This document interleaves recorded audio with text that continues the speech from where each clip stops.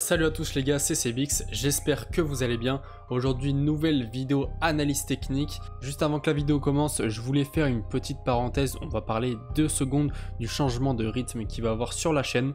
Alors j'ai décidé tout simplement de vous sortir une vidéo par jour. Alors je sais que c'est un rythme assez effréné. Je pense que c'est le mieux pour l'évolution de la chaîne. Je pense que ça vraiment apportera un nouveau souffle. Et puis si jamais le marché est trop plat comme actuellement, on va le voir par la suite, mais je pense que vous l'avez vu de vos propres yeux, c'est extrêmement plat. Après on est dans une période d'accumulation, donc c'est un peu logique. Mais bref, dans ces phases-là de marché, on n'ira pas que sur de l'analyse technique, bien évidemment. On fera des vidéos sur les airdrops comme je vous en ai fait par le passé, des vidéos sur mon portefeuille, sur ma répartition, sur mes targets de sortie durant le prochain bull run. Enfin bref, il y a plein de choses à voir au niveau du mindset, etc. aussi. Enfin vraiment, pour le coup là, on est gâté en termes de sujets. Je pense que avant d'arriver à bout de souffle, j'ai un paquet de sujets à aborder. Mais du coup voilà, il n'y aura pas forcément que de l'analyse technique, même si ça restera mon fil directeur bien évidemment. Maintenant que cette petite parenthèse est dite, on peut passer directement à la vidéo. Alors donc on est sur le Bitcoin en weekly, on peut voir notre tendance haussière juste ici, et là malheureusement, comme vous pouvez le voir, on a de la peine à en faire une nouvelle. Bon, bonne nouvelle, c'est qu'on n'a toujours pas cassé là cette dernière jambe qu'on avait fait. Donc je vous rappelle, dans une tendance haussière, ce qui est plus important, c'est de ne pas casser le dernier plus bas. Là, vous pouvez voir que la mèche, elle était au niveau des 24 000 $, 24 700 $. Vous pouvez voir qu'il y a des gros achats à chaque fois qui se font quand on descend sur ces niveaux, parce que directement, ça fait une mèche et on remonte. Malheureusement, si on prend en compte que cette tendance et qu'on viendrait à la casser comme ceci, eh ben, on irait sûrement à la prochaine dernière jambe qu'on avait fait, qui se situait aux alentours des 21 000, 20 000. Donc là, ça nous ferait un beau delta de baisse, malheureusement, qui nous ferait donc du, ouais voilà, encore un petit 16%. Daily, on peut voir, c'est quand même un petit peu plus clair. Là, on voit vraiment le range qu'on fait depuis pas mal de temps. Ça nous fait presque 3 semaines, il me semble. Voilà, ouais, 20 jours. Surtout que c'est un tout petit range. Alors la volatilité est extrêmement compressée. Les traders de range, là, vous avez d'excellentes occasions, mais ça, on y reviendra après quand on se mettra en 4 heures. Et sinon, au niveau donc des 0,718 et des 0,786, qui était la zone de rechargement, donc le petit rectangle violet, malheureusement, vous pouvez voir qu'on l'a cassé. On est passé en dessous, donc ça c'est pas forcément une très bonne nouvelle aussi. En 4 heures, vous pouvez voir qu'on est dans un range plutôt parfait. On fait des petites mèches vers le bas.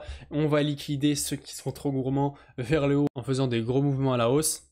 Mais la bonne nouvelle, c'est que pour l'instant, les acheteurs arrivent à faire tenir le prix malgré que ça soit assez compliqué. Donc à certains points comme ça, là on l'a vu encore 3 fois pour l'instant, et c'est toujours approximativement au niveau des 27 200 $, 27 300 $. Donc ça peut être intéressant, pourquoi pas, de prendre un trade à la longue quand on arrive sur ces niveaux-là, inversement de shorter quand on est entre les 26 000 $ et les 26 500 $. Donc voilà, niveau analyse technique, on va tout de suite passer sur l'order flow. Là, vous allez voir que c'est pas la folie non plus. Alors donc, pour ceux qui ne connaissent pas, ce qu'on va le plus regarder, c'est les fundings et également un petit peu l'open interest. Donc l'objectif, c'est que les fundings soient le plus bas possible. On veut absolument du jaune. Là, vous pouvez voir qu'on a quand même majoritairement du violet, mais c'est quand même assez mitigé. Il y a certaines périodes où on a vraiment que du violet. On est en full hausse et ça, c'est vraiment pas bon. Là, on est quand même entre deux eaux, même si quand on voit ça, on a plus tendance à short qu'autre chose. Et donc l'open interest, du coup, l'idéal, ça serait qu'il soit en positif, qu'il monte, et qu'on ait également du coup en même temps donc du jaune, de la baisse sur les fundings. Et le must, ça serait d'avoir ça sur une période relativement longue, parce que là vous pouvez voir qu'on est vraiment sur du court terme. Par exemple là, on a les fundings qui baissent donc le 31 août à 17h et ils repassent en positif le 1er septembre à 6h, donc ça n'a pas duré longtemps.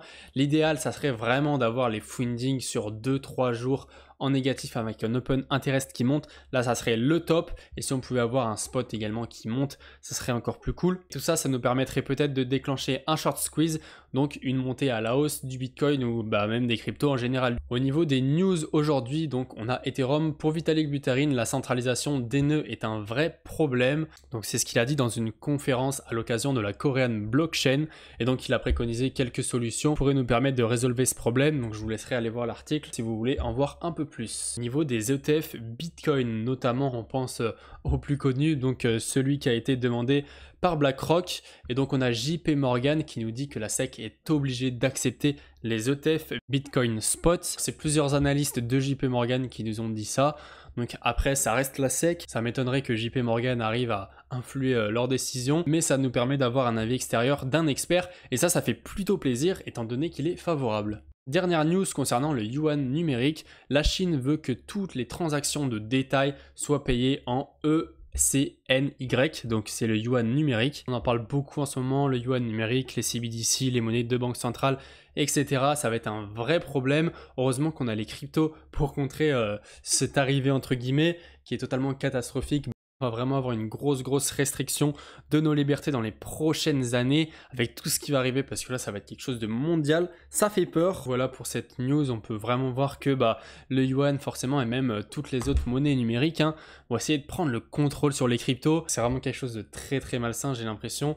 Elles vont vraiment essayer de prendre toute la place et essayer d'éradiquer les cryptos finalement pour imposer leur monnaie dans leur propre pays. Bon, en tout cas on verra bien comment ça évolue, mais je vois pas trop d'un bon oeil, ça c'est sûr. C'est déjà la fin de la vidéo, j'espère que ça vous aura plu. Si c'est le cas, n'hésitez pas à mettre un pouce bleu, à vous abonner si ce n'est pas encore fait. J'espère que le rythme que je vais m'imposer des une vidéo par jour va vous plaire. Vous avez directement mon Twitter et les liens pour Bitgate et pour Bybit pour gagner jusqu'à moins 30 000 $ et moins 15% de frais, ainsi que sur Bitgate 5 000 $ et moins 15% de frais en description ou dans ma bio directement. Moi je vous dis c'était CBX, à demain pour une prochaine vidéo, allez ciao.